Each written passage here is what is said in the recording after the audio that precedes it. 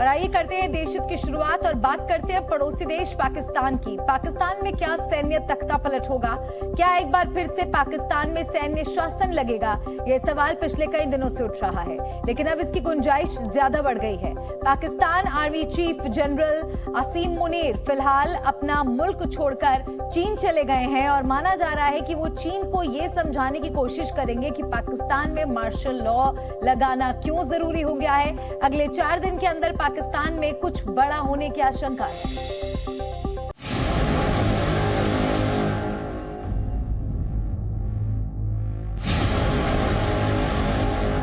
बस 4 दिन के अंदर पाकिस्तान में कुछ बड़ा होने वाला है। बस 4 दिन के अंदर शहबाज शरीफ की कुर्सी जाने वाली है। अचानक से चीन क्यों पहुंच गए पाकिस्तान के आर्मी चीफ? क्या चीन से सैन्य तख्ता पलट मंजूरी लेने पहुंच गए जनरल आसिम मुनीर? 1 या 2 दिन बल्कि 4 दिन की चीन यात्रा पर पहुंचे हैं पाकिस्तान के army chief Asim Munir.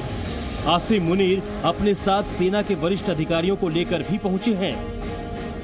Pakistan army chief का 1-2 दिन के लिए नहीं बल्कि पूरे 4 दिन के लिए चीन जाना बहुत कुछ संकेत देता है। जी मीडिया को मिली एक्सक्लूसिव जानकारी के मुताबिक आसिम मुनीर चीन यात्रा के दौरान चीनी अधिकारियों के साथ मिलकर के उसकी नाराजगी दूर करने की कोशिश तो करेंगे ही, लेकिन इसके साथ ही साथ खराब हो रही पाकिस्तान की अर्थव्यवस्था को सही करने के लिए पाकिस्तानी आर्मी चीफ चीन से और कर्ज की मांग भी करेंगे। पिछले कई दिनों से पाकिस्तान के अलग अलग शहरों में चीनी नागरिकों पर हो रहे हमलों से चीन काफी नाराज है। इसके अलावा हाल ही में पाकिस्तान में चीन के एक नागरिक तियान को ईशनिंदा के आरोप में भी गिरफ्तार किया गया है। तासू हाइड्रो पावर प्रोजेक्ट के लिए प्रोजेक्ट मैनेजर के पद पर तैनात चीन के नागरिक को ईशनिंदा कानून के तहत गिरफ्तार कर 14 दिनों के लिए जेल भेज दिया गया है।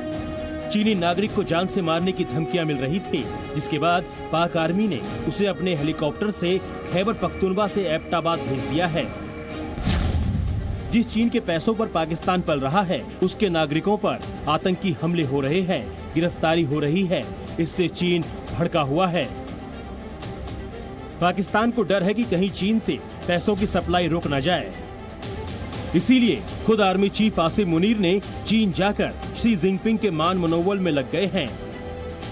हालांकि पाकिस्तानी आर्मी चीफ के चीन दौरे को लेकर पाकिस्तान की मीडिया और वहां के लोगों में अलग ही आशंका ने जन्म ले लिया है। वो कयास ये है कि पाकिस्तान में कभी भी शहबाज शरीफ की सत्ता पर सेना कब्जा कर सकती है और पूरे पाकिस्तान में मार्शल लॉ लागू कर सकती है। और पाकिस्तान आर्मी चीफ इस फैसले की जानकारी देने के लिए ही चीन पहुंचे हैं। पाकिस्तान में मार्शल लॉ लागू होने की आशंका बढ़ती जा रही है। पाकिस्तान में राजनीतिक अस्थिरता है। इमरान खान और शहबाज शरीफ के बीच में आपसी झगड़ा है और खुद प्रधानमंत्री शहबाज शरीफ की सरकार में भी आपसी खींचतान चल रही है। ऐसे में मुल्क के जो हालात हैं उसको देखते हुए पाकिस्तान के आर्मी चीफ जल्द ही कोई बड़ा फैसला कर सकते हैं। पाकिस्तान में शहबाज सरकार भी जानती है कि वो सिर्फ कठपुतली है। सारे फैसले तो सेना ही लेती है। ऐसे में जब तक सेना का हाथ है, शहबाज शरीफ की कुर्सी बची हुई है। पाकिस्तान में मार्शल लॉ की आशंका वहां के वकीलों और जजों के परिवारों में भी चर्चा का विषय बन चुका है। पाकिस्तान में मार्शल लॉ को लेकर वहां की 2 महिलाओं की कॉल रिकॉर्डिंग लीक होने से भूचाल आ गया है। इनमें से एक महिला पाकिस्तान के चीफ जस्टिस की सास है और दूसरी मुल्क के एक बड़े वकील की पत्नी है। दोनों महिलाएं दावा कर रही हैं कि सेना ने तख्ता पलट की तैयारी कर ली है।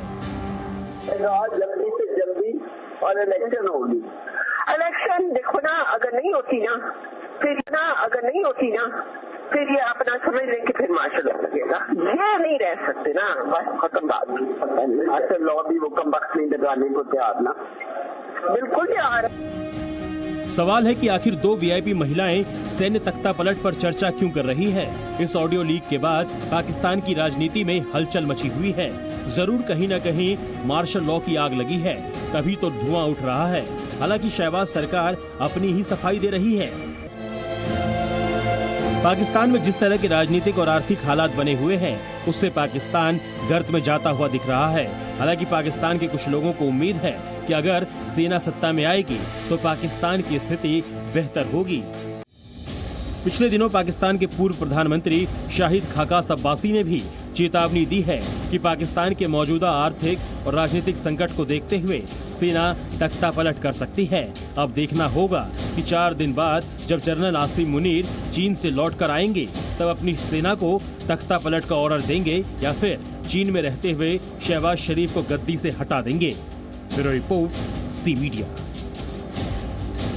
वैसे पाकिस्तान और आतंक एक ही सिक्के के दो पहलू हैं। जब भी जम्मू कश्मीर में अमन चैन होता है, पाकिस्तान को सबसे पहले बेचैनी होती है। पिछले हफ्ते पुंछ में सेना के काफिले पर आतंकी हमले में आईएसआई और पाकिस्तानी आतंकी संगठन का हाथ सामने आया है। अब जांच एजेंसियों ने उस मास्टरमाइंड के नाम का खुलासा कर दिया है जो सेना के 5 जवानों की शहादत का जिम्मेदार है, जिसे पुंछ आतंकी हमले का मास्टरमाइंड कहा जा रहा है।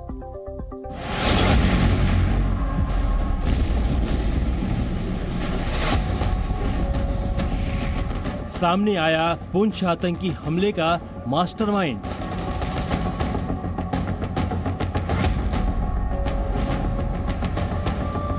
सेना को आतंक के सुल्तान की तलाश। गुरुवार को जम्मू कश्मीर के पुंछ जिले में सेना के काफिले पर हमला करने वाले आतंकियों के आका का मास्टरमाइंड का खुलासा हो गया है। आतंकी हमले में 5 जवानों की शहादत, जिम्मेदार आतंकी इस पाकिस्तान के कब्जे वाले कश्मीर में छिपा बैठा है। उस मास्टरमाइंड का नाम है रफीक नई उर्फ सुल्तान। खुफिया एजेंसियों के सूत्रों के मुताबिक तहरीके उल मुजाहिदीन गजनवी का कमांडर है रफीक नई। उसे सुल्तान के नाम से भी जाना जाता है। रफीक का काम पीओके के आतंकी ट्रेनिंग कैंप में ट्रेनिंग पूरा कर चुके आतंकियों को जम्मू कश्मीर में घुसपैठ कराना है। जांच एजेंसियों के मुताबिक रफीक जम्मू का ही रहने वाला है और उसे जम्मू में घुसपैठ के रास्तों की पूरी जानकारी है। एजेंसियों को शक है कि जिन आतंकियों ने सेना के ट्रक पर हमले को अंजाम दिया था वो रफीक की मदद से ही सीमा पार से भारत में दाखिल हुए थे, जिसके बाद उन्होंने आतंकी हमले की साजिश रची। पुंछ हमले की जिम्मेदारी आतंकी संगठन जैश ए मोहम्मद के ही एक संगठन PAFF यानी पीपल्स एंटी फासिस्ट फ्रंट ने ले ली थी।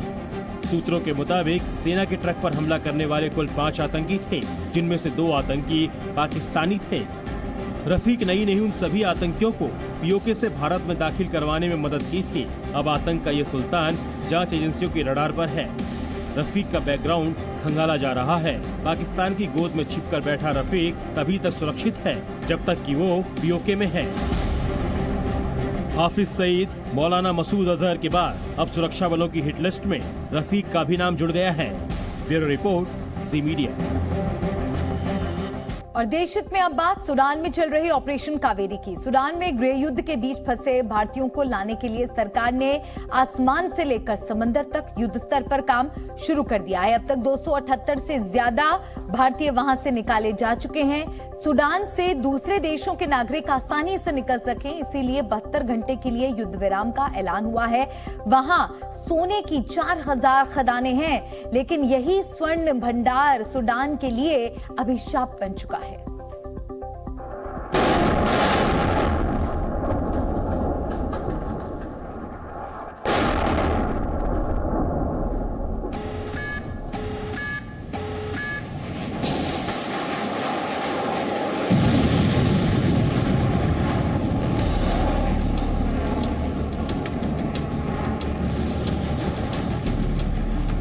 सूडान में गृह युद्ध चल रहा है।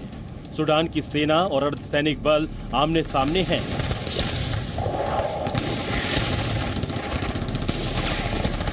भीषण संघर्ष के बीच सूडान में समंदर किनारे जय हिंद के नारे लग रहे हैं।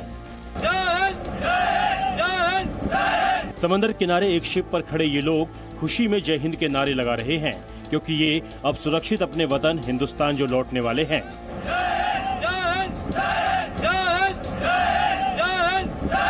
पूर्वी अफ्रीकी देश सूडान के गृह युद्ध में फंसे भारतीयों को निकालने के लिए भारत सरकार ने जिस ऑपरेशन कावेरी का आगाज किया है, उसकी कामयाबी की ये पहली सीढ़ी है।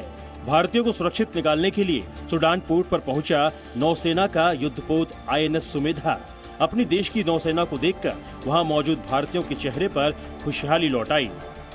पोर्ट पर मौजूद भारतीय नागरिक लाइन में लगकर INS सुमेधा पर दाखिल हुए। पहले राउंड में 278 भारतीयों को सूडान से सऊदी अरब की जेद्दा पहुंचाया गया, जहां से उन्हें हिंदुस्तान वापस लाया जाएगा। शिप में भेज दिया है। इंडियन नेवी हमारा पूरा अच्छे से ख्याल रख रही है, हमारे बच्चों को अच्छे से टेक केयर कर रही है एंड लाइक खाना बड़ा अच्छा मिला है। अब लग रहा है कि हाँ सेफ हाथों में और घर इंडिया पहुंच जाएंगे। During the war situation, the situation was very bad. There was no electricity, water for 4-5 days, and now we are safe in the ship, and now we feel more safer. Sudan में करीब 4000 भारतीय रहते हैं। सरकार की कोशिश है कि हिंसा प्रभावित इलाके से भारतीयों को सुरक्षित निकाला जा सके। सूडान में सेना और अर्धसैनिक बल एक दूसरे के खून के प्यासे हो चुके हैं और बीते करीब 10 दिनों से एक दूसरे से ही युद्ध लड़ रहे हैं। हालांकि अंतर्राष्ट्रीय दबाव के कारण दोनों सैन्य बलों ने 72 घंटे का युद्ध विराम का ऐलान कर दिया है। ये युद्ध विराम इसलिए लागू हुआ है ताकि सूडान में फंसे दूसरे देश के नागरिक देश छोड़ दें। मतलब 72 घंटे बाद सूडान में फिर से भीषण बमबारी शुरू होने वाली है। सूडान में गृह युद्ध के पीछे जिम्मेदार हैं सूडान के आर्मी चीफ जनरल अब्दुल फतह अल बुरहान, जो वहां के राष्ट्रपति भी हैं, और अर्धसैनिक बल रैपिड सपोर्ट फोर्स RSF के मुखिया मोहम्मद हमदान दगालो, जिन्हें हेमेदती के नाम से भी जाना जाता है। दोनों के बीच झगड़ा कैसे शुरू हुआ, ये भी जान लीजिए। 2019 में सूडान के तत्कालीन राष्ट्रपति ओमर अल बशीर को सत्ता से हटाने के लिए लोगों ने प्रदर्शन किया। अप्रैल 2019 में सेना ने राष्ट्रपति को हटाकर देश में तख्ता पलट कर दिया। 2021 में यहाँ दोबारा तख्ता पलट हुआ और सूडान में सैन्य शासन हो गया। तब आर्मी चीफ जनरल अब्दुल फतह अल बुरहान देश के राष्ट्रपति बने और अर्धसैनिक बल RSF लीडर मोहम्मद हमदान डगालो उपराष्ट्रपति बने। सत्ता हासिल करने के बाद दोनों सैन्य अधिकारियों के बीच झगड़ा बढ़ गया, जो आज की तारीख में युद्ध के रूप में बदल गया है। दोनों के बीच असली संघर्ष की वजह सत्ता नहीं बल्कि सोना है। दरअसल पूरे अफ्रीकी महाद्वीप में सबसे बड़ा सोने का भंडार सूडान में ही है। आंकड़ों के मुताबिक सूडान में 4000 से ज्यादा सोने की खदान है। 13 प्रांतों में सोने की खदानें फैली हुई हैं, जिसकी वजह से सूडान दुनिया का 10वां सबसे बड़ा सोना उत्पादक देश है। देश के सबसे मुनाफे वाली सोने की खदानों पर अर्धसैनिक बल RSF के मुखिया हेमेदती का कब्जा है। हेमेदती सोने को सूडान सरकार को ही नहीं बल्कि पड़ोसी देशों को भी बेचते हैं। सोने की कमाई से ही हेमेदती अपने सुरक्षा बलों को हथियार और गोला बारूद मुहैया कराते हैं। पिछले साल दिसंबर में ये सहमति बनी थी कि खदानों से निकलने वाला सोना चुनी हुई सरकार को दे दिया जाएगा, लेकिन खदान पर अपने नियंत्रण खोने के डर से हेमेदती ने प्रस्ताव अस्वीकार कर दिया था। अब सेना चाहती है कि किसी तरह से सोने के खदानों से हेमेदती का कब्जा हट जाए और हेमेदती ऐसा बिल्कुल नहीं चाहते और इसी का खामियाजा सूडान की जनता को भुगतना पड़ रहा है। ब्यूरो रिपोर्ट, ज़ी मीडिया। और देश हित में अब बात करते हैं माफिया अतीक अहमद और उसकी बेगम शाइस्ता परवीन की। उमेश पाल हत्याकांड में शाइस्ता परवीन को लेकर नया खुलासा हुआ है। बताया ये जा रहा है कि शाइस्ता ने उमेश की हत्या से एक दिन पहले चकिया में अपने घर पर शूटर्स के साथ मीटिंग की थी, उन्हें पैसे और मोबाइल दिए थे।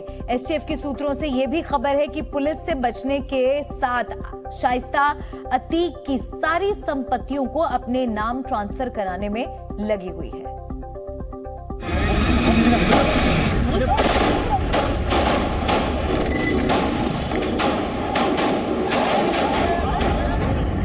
माफिया ब्रदर्स अतीक अहमद और अशरफ की हत्या के बाद हर रोज नए खुलासे हो रहे हैं और ताजा खुलासा हुआ है अतीक अहमद की पत्नी शाइस्ता परवीन को लेकर। बताया जा रहा है कि उमेश पाल मर्डर से ठीक एक दिन पहले शाइस्ता परवीन ने चकिया में टूटे हुए घर में शूटर्स के साथ मीटिंग की थी और उमेश पाल की हत्या के लिए ऑपरेशन रेड शुरू किया था। सूत्रों के मुताबिक अतीक और अशरफ ने पुलिस को बताया था कि उनके कहने पर शाइस्ता ने सभी शूटर्स को उसके चकिया वाले टूटे मकान में बुलाया था। उस मीटिंग में अतीक का बेटा असद भी शामिल था। जांच के दौरान पुलिस को उमेश पाल की हत्या में शामिल सभी शूटर्स की आखिरी फोन लोकेशन चकिया के इसी मकान की मिली थी। उमेश पाल हत्याकांड को अंजाम देने से पहले तमाम शूटर्स शाइस्ता परवीन से मिलने यहीं पर आए थे। अतीक का ये वो घर है जो यूपी की योगी सरकार ने ध्वस्त कर दिया था और यहीं पर तमाम शूटर्स अंतिम बार शाइस्ता से मिलने आए थे और शाइस्ता ने सभी को इस टूटे हुए घर को दिखाते हुए कहा था कि तुम्हें इस टूटते हुए साम्राज्य का बदला लेना है। दरअसल प्रयागराज प्रशासन ने चकिया में अतीक के मकान को बुलडोजर से ढहा दिया था। इससे अतीक बौखलाया हुआ था और इसका जिम्मेदार वो उमेश पाल को मानता था और यही वजह थी कि वो उमेश पाल की हत्या कराना चाहता था।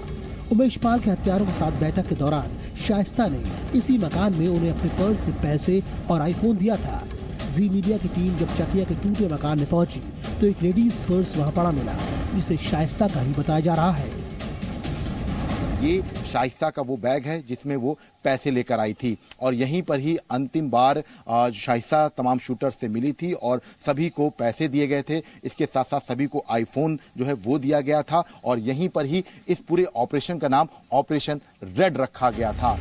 उमेश पाल की हत्या के बाद अतीक अहमद ने बेटे असद को बचाने की पूरी तैयारी कर रखी थी। प्लान के मुताबिक असद ने लखनऊ में गुर्गे जफर को अपना मोबाइल फोन और एटीएम कार्ड दिया। जफर ने उमेश पाल की हत्या के दिन लखनऊ में एटीएम कार्ड से ट्रांजैक्शन किया ताकि पुलिस को लगे कि असद वारदात के दिन प्रयागराज में नहीं लखनऊ में था। असद के चेहरे को ढकने के लिए एक मंकी कैप भी मंगाया गया, लेकिन उसने वो नहीं पहना। उमेश पाल की हत्या के बाद अतीक का बेटा पुलिस मुठभेड़ में मारा गया। इसके एनकाउंटर की जांच के आदेश दिए गए थे। झांसी में आज पुलिस ने असद के एनकाउंटर वाली साइट पर जाकर क्राइम सीन का रिक्रिएशन किया। इस बीच अतीक की फरार पत्नी शाइस्ता परवीन को लेकर एसटीएफ और पुलिस को अहम जानकारी मिली है। शाइस्ता अतीक के नाम पर दर्ज संपत्ति और कंपनियों को लगातार अपने कब्जे में ले रही है। पुलिस को पता चला है कि शाइस्ता दिल्ली और मुंबई में अतीक की कंपनियों को चार्टेड अकाउंटेंट की मदद से अपने नाम करवा रही है। पुलिस ने शाइस्ता की तलाश में अतीक के भाई अशरफ की ससुराल हटवा में छापा मारा। प्रयागराज से सटे कौशाम्बी जिले में भी शाइस्ता की तलाश में एसटीएफ ने छापेमारी की। एसटीएफ की टीम असरावल खुर्द और असरावल कला गांव पहुंची, जहां अतीक अहमद की पुरानी रिश्तेदारी है। कुछ दिन पहले पुलिस को करेली में छापेमारी के दौरान बुरके में 2 महिलाओं की तस्वीर मिली थी। इसका शाइस्ता और अशरफ की बीवी जैनब के होने का शक जताया जा रहा है। माफिया अतीक अहमद की पत्नी शाइस्ता सिर्फ घर ही नहीं संभालती थी, बल्कि अतीक का काला कारोबार भी संभालती थी। उमेश पाल हत्याकांड में शाइस्ता ने बड़ी भूमिका निभाई। शाइस्ता की कई राज्यों में तलाश की जा रही है। देखना होगा कि 60 दिन से फरार शाइस्ता पुलिस के चक्रव्यूह से कब तक बच पाती है। विशाल रघुवंशी और राजू राज के साथ ब्यूरो रिपोर्ट, जी मीडिया। अतीक अहमद जब तक जिंदा था तब तक उसके नाम पर भी फिरौती, अपहरण और हत्या जैसी वारदात होती रही। अतीक की हत्या के बाद आज उसका गैंग भले ही तितर बितर हो गया हो, लेकिन एक समय ऐसा था जब यूपी में अतीक अहमद गैंग से लोग डरते थे और इसकी वजह थे अतीक गैंग में शामिल खतरनाक अपराधी। जी न्यूज के पास माफिया अतीक अहमद के गैंग की फुल लिस्ट मौजूद है। इन अपराधियों के बारे में जानकर आप समझ जाएंगे कि अतीक गैंग के दहशत की असली वजह क्या है। नहीं ले गए तो नहीं गए। मेन बात यह है कि गुड्डू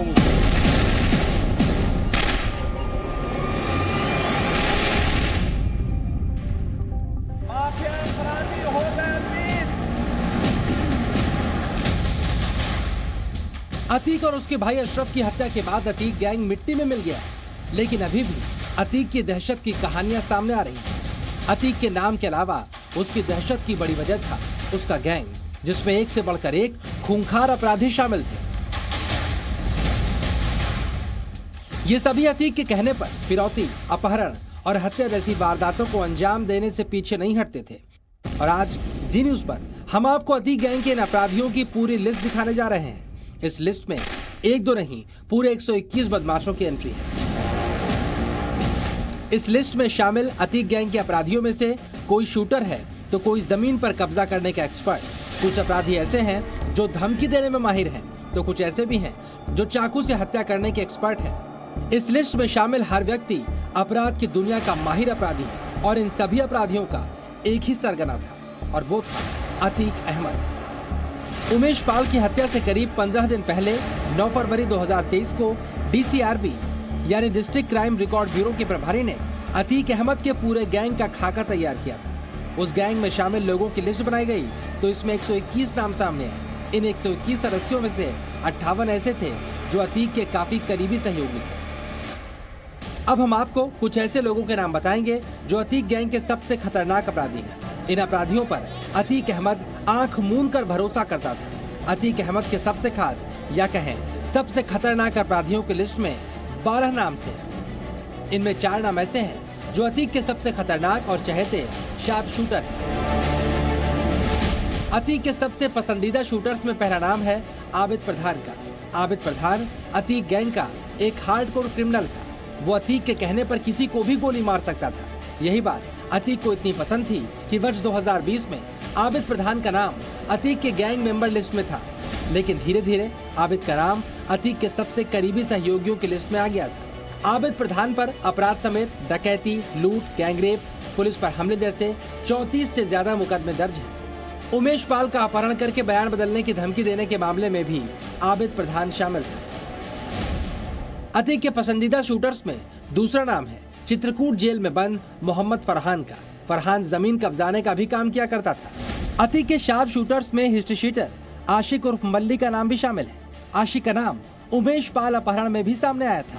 अतीक के पसंदीदा किलर्स की लिस्ट में कुख्यात हिस्ट्री शीटर जुल्फिकार का नाम भी है। जुल्फिकार फिलहाल आगरा जेल में बंद है। इन 4 शूटर्स के अलावा 8 नाम ऐसे भी हैं जो अतीक अहमद के एक इशारे पर कुछ भी करने को तैयार रहते थे। इसमें कुछ अतीक के रिश्तेदार हैं और कुछ ऐसे हिस्ट्री शीटर हैं जिनके अपराध का ग्राफ अतीक गैंग से जुड़ने के बाद तेजी से बढ़ा था। अतीक के सबसे करीबी और खतरनाक अपराधियों की लिस्ट में एक जकी अहमद भी है। जकी अहमद अतीक का साला है। लखनऊ के व्यापारी के अपहरण के मामले में फिलहाल वो जेल में बंद है। जकी अहमद के पास अतीक गैंग के जमीन कब्जाने वाला कारोबार है। इस लिस्ट में मोहम्मद अरमान का नाम भी शामिल है। ये भी एक खतरनाक हिस्ट्री शीटर है। मोहम्मद अरमान उमेश पाल हत्याकांड में शामिल था। वो फिलहाल फरार चल रहा है। अरमान पर पुलिस ने 5 लाख रुपए का इनाम रखा है। बात करते हैं बाबा केदारनाथ की। बाबा केदार के दर्शन करने वाले शिव भक्तों का इंतजार आज खत्म हो गया। सुबह 6:20 पर केदारनाथ धाम के कपाट भक्तों के लिए खुल गए। केदार धाम के कपाट खुलने के बाद से ही यहां महादेव के दर्शन करने के लिए भक्तों की भारी भीड़ उमड़ रही है।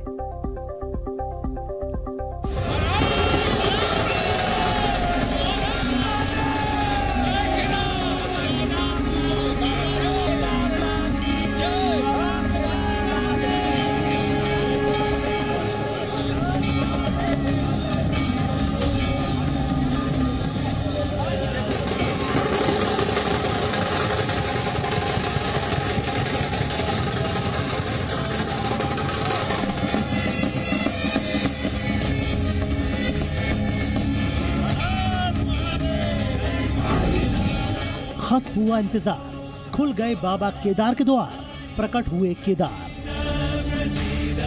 फूलों से सजा बाबा का दरबार, हर हर महादेव के जयकारों से गूंजा केदार। देवादिदेव महादेव के दर्शन चाहने वाले भक्तों का इंतजार आज से खत्म हो गया है। 12 ज्योतिर्लिंगों में से एक केदारनाथ धाम के कपाट आज से श्रद्धालुओं के लिए खोल दिए गए। सुबह 6:20 पर मंदिर के मुख्य पुजारी के मंत्रोच्चारों और आर्मी बैंड की मधुर धुनों के साथ मंदिर के कपाट खोले गए। भारी बर्फबारी के बावजूद बाबा केदारनाथ की साज सज्जा में कोई कसर नहीं छोड़ी गई। पूरे धाम को करीब 20 क्विंटल फूलों से सजाया गया और इसी के साथ बाबा केदार के दर्शन के लिए मंदिर के बाहर खड़ी भारी भीड़ का इंतजार भी खत्म हुआ। बाबा केदार के कपाट खुल चुके हैं। अगले 6 महीने तमाम जो श्रद्धालु हैं वो बाबा केदार के मंदिर में दर्शन कर पाएंगे और आज 6:20 का जो तय मुहूर्त था उसमें कपाट खोले गए हैं। बाबा केदार के दर्शन के लिए देर रात ही महादेव के भक्त जमा होने लगे थे। श्रद्धालुओं का जत्था मंदिर में दाखिल हो रहा था। अपनी बारी का इंतजार कर रहे श्रद्धालुओं का उत्साह दोगुना हो गया और पूरी केदार घाटी हर हर महादेव के जयकारों से गूंजने लगी।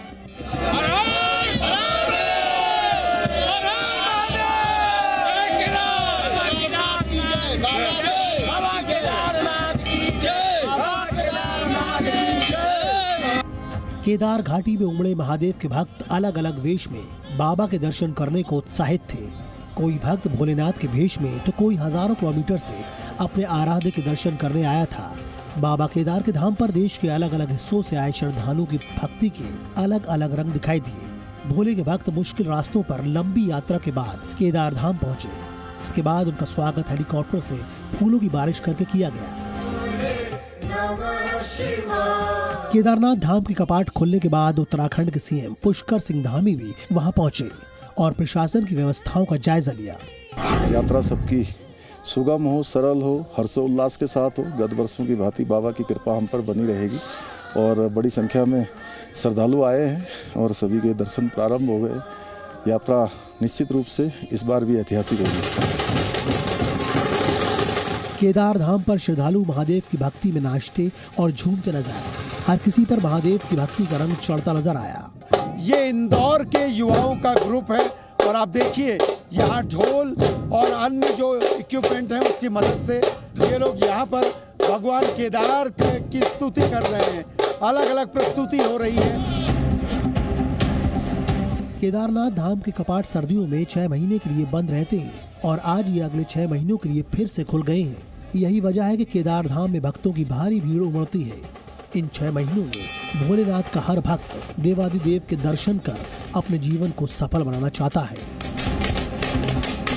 केदारनाथ धाम से सुरेंद्र डस्किला के साथ ब्यूरो रिपोर्ट, जी मीडिया। जी न्यूज़।